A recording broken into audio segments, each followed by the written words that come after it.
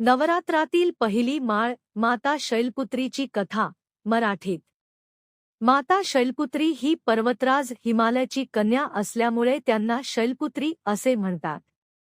पूर्वजन्मी त्या दक्षराजाची कन्या सती होत्या। सतीने भगवान शिवांना पती म्हणून स्वीकारले होते, परंतु दक्षराजाला शिवजींचा अपमान करायची वृत्ती असल्यामुळे त्यांनी एका यज्ञात शिवांचा अपमान केला।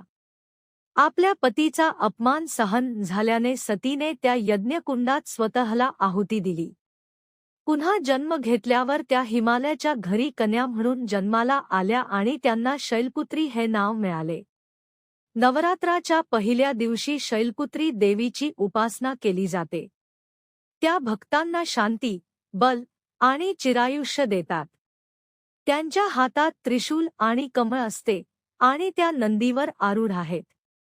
या दिवशी माता शैलपुत्रीचे पूजन करून साधक मन, शरीर आणि आत्म्याची शुद्धी करतात। प्रथम शैलपुत्री दुर्गेचे माहिती आवडली असेल तर चॅनेलला लाईक आणि सबस्क्राईब करा। धन्यवाद।